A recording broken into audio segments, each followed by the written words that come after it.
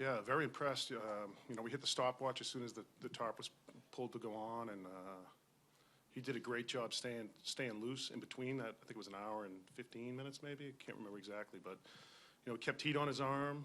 He rode the bike, played a little toss, kept his body warm. So it was very impressive. Usually, like 45 minutes, an hour, it's pretty close. You're pushing it, but talking to Carl and seeing how he was going to respond after his first inning out there, which I think the first pitch was hit off the wall, and then Christian threw him out at third base on the stolen base. So, and he settled down after that. But 5 innings, a long rain delay like that was impressive. Alex, just to follow on Pomeranz, so seeing kind of, especially that Dozier at bat, that last at bat that he had, which it seemed like he was mixing a lot of pitches. How much have you seen him become kind of a more diverse pitcher? Yeah, he's progressed. I mean, each outing he's got better and better, mixing the cutter, curveball, and fastball. But that was the first time sitting next to Carl that we really had a pit in our stomach about hoping he could get through it, because we just kept talking about the rain delay and how long it was, and just trying to pull him through that inning. And he did a great job, working out of that with Dozier. That one made us, sit on the edge of our seat a little bit. But he he settled down, did a good job.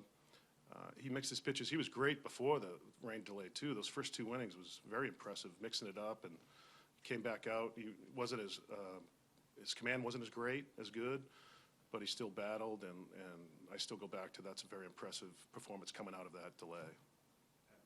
Gary, how was this day for you? Was it significantly different than any other day at the park?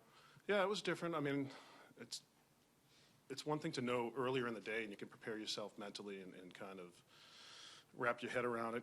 When John got thrown out in the middle of the game, it's kind of thrown on you real quick, and you have no preparation for it. But that's part of this job description, to be a bench coach. You have to be ready to kind of be the jack of all trades and step in. And these are one of the days. He told me, I think it was like, God, it might have been like 12 o'clock, 12:30. He told me, so your day kind of changes in preparation, and obviously talking to Carl about the pitching and talking to John about the pitching before he left. And it's a lot of fun.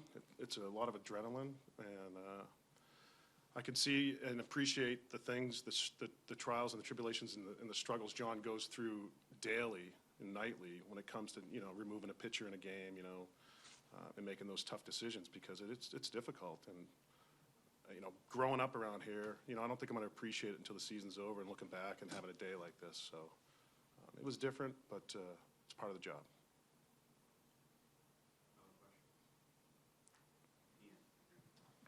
When the game was resuming, Carl was kind of out there on the mound with him, just kind of watching him. At that point, what kind of thing? What is he looking for to make sure that he should stay in the game? I just think he was just making sure he was staying loose.